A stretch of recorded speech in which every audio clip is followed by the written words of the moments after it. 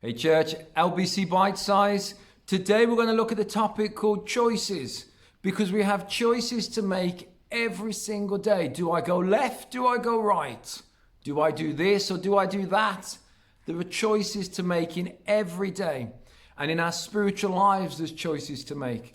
And so I just wanted to touch on this for the next 10 minutes and really to push you to go to your word, push you into the Bible, push you into prayer, that you say, God, would you be the decider of my choices? Would you influence the way that I go, the things that I do? Every day, life is made up of choices, church. We know that. You know that. I know that. Life actually is a matter of choices. Life is a matter of choices, and every choice you make, it makes you. It kind of determines who you're going to be tomorrow, and it kind of forms who you are in the future. Your choices count. Your choices matter. Sometimes it's the smallest decisions that change your life forever. Or if it's when you gave your life to Jesus, it's the biggest decision, because that was a choice and a decision of life and death. Do I follow or do I reject? Do I want to see or do I want to be blind? Do I want to be lost or do I want to be found? It's a huge choice. And yet it was just one moment in a day that you had an opportunity, after hearing the gospel of Jesus Christ, you could decide, do I follow or do I reject? If you followed, you made the greatest decision, the greatest choice. If you rejected and you're still listening, you still got a chance to change that decision. Decisions are made up every single day. We make decisions, either good or bad, foolish or wise. I remember a story of a pastor over in America, and sadly he made a permanent decision based on temporary feelings. And we see that throughout our land and throughout this world, that people commit suicide, and that's the ultimate decision, really. That's the ultimate a permanent choice that they've made, when a lot of the time it's a temporary situation or it's temporary feelings, but something drives them, and it drives them to this terrible decision, even when it may feel like there's nothing else to do. That's always the worst decision possible. You see, people make permanent decisions based on temporary feelings. Church, we can't be that way, and I don't mean in terms of suicide, but I'm thinking of James right now, when James talks about being tossed about by the waves of life. Like, you got to be strong in your decisions. You got to be strong in your choices. Last week on Sunday, we talked about the foolish man built his house upon the sand, and the wise man built his house on the rock. Well, if you build on a solid foundation, church, you'll be able to stand when the waves of life come at you.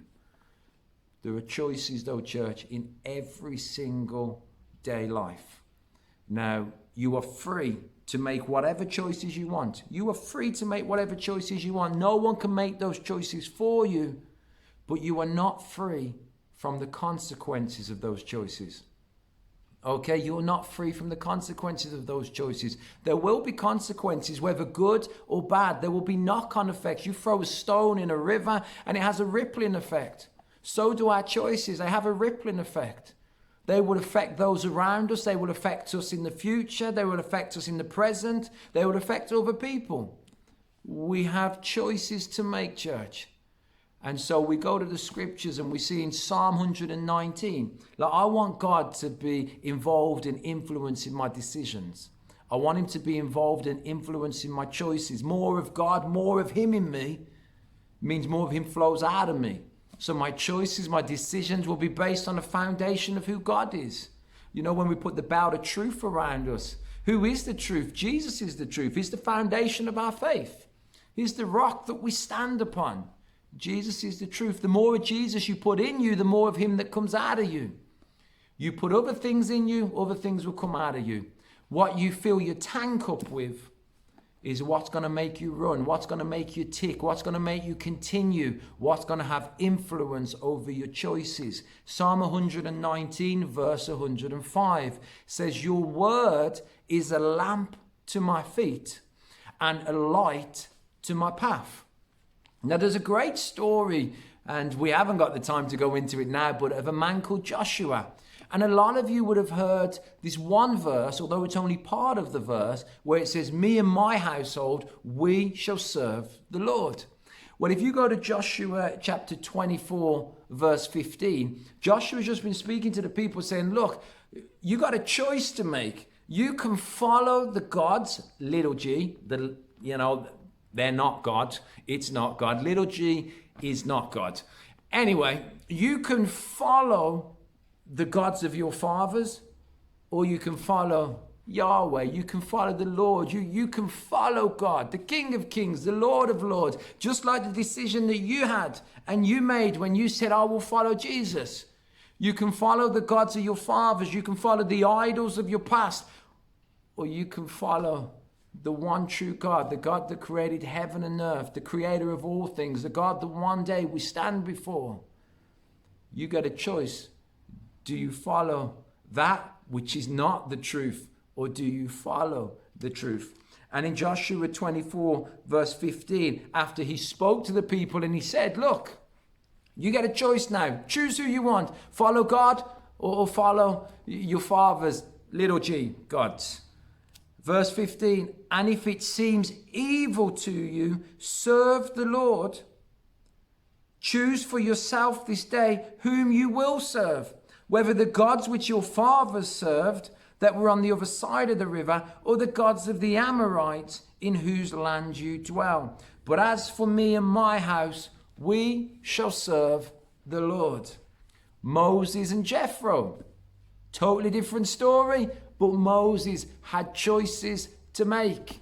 So he's looking after all the Israelites. He's looking after them all. He's sitting before them, and he's counseling them, and he's telling them the law, and they come to him day and night with disputes and decisions that need to be made. And day after day, he wears himself out. Jethro, his father-in-law, comes one day and sees what's going on, and he says, Moses, you will not continue. If you carry on like this, you won't be able to continue.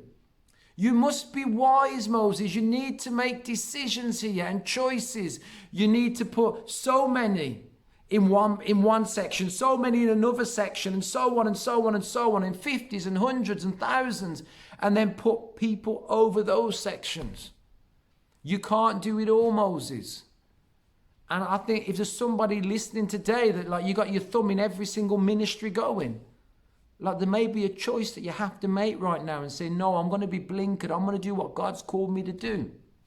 If you have a look at my life, if you know me, you will know that I'm very blinkered in my thing of I'm an evangelist. I'm sharing the gospel of Jesus Christ. I'm called to the ministering of the word, and I'm called to prayer. Those are my two things. If they don't fit in there, there's a great chance I won't be doing it. And that's not because I think I'm better, or that's not because I think I won't get involved. Of course I will. I get involved in the day-to-day things in the church and stuff like that, but my focus is not on that. My focus is on the ministering of the word and prayer. That is who I've been called to do. Why? Because I go further, I run longer for the gospel, I run longer for the kingdom. We'll be a healthier church if each part is doing its part. If one part's trying to do every part, that will be the bottleneck. That will stop the flow and the growth of what's happening here. And so there may be decisions for you to make. You can't have your thumb in every pie. You can't do everything, be it at work, be it in your social life, be it at church. Matthew 4:19-20. Remember when Jesus walking past the fishermen, he said, follow me, and I will make you fishers of men. The Bible in verse 20 says, immediately they got up, they left their nets and their father, and they followed Jesus. They had a decision to make. How many of you are still praying over the same things 2 years ago? You had a decision to make 2 years ago, but you couldn't make it, and so you're still praying on it. You have to come to a place where you get the dreams off the bookshelf. Get your dreams off the bookshelf.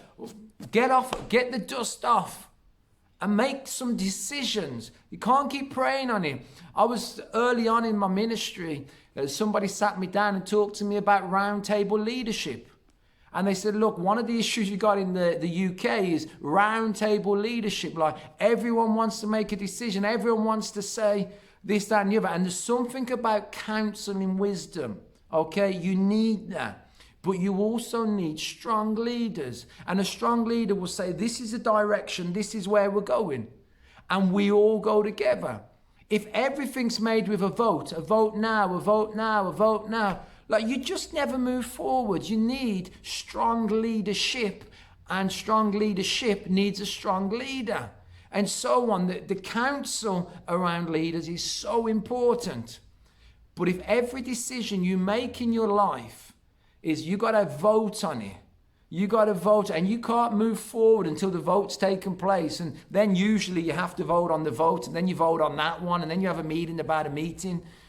Like if that's the way we do life, we will never move forward. And so get those dreams off your bookshelf and make some decisions. The story of Esther is another classic one in the Old Testament, when Esther had some decisions to make. She had some decisions, some choices to make. The Jews were going to be slaughtered, but she's there. She can save the day. God's put her in a position that she can go before the king. But she says, if I go before the king, I will be killed for it. And there was a chance she could be. Why? Because if the king never invited you in, you weren't allowed to go in before him. You'd be put to death for it. She's now got a choice to make. So she goes to Mordecai and she says, go and tell the nation of the Jews, go and get them to pray and fast for 3 days, and then I'll go before the king, and whatever happens to me happens. Well, there's a great ending to the story. She saves the day. There were decisions and choices to make. Go back to last Sunday's sermon.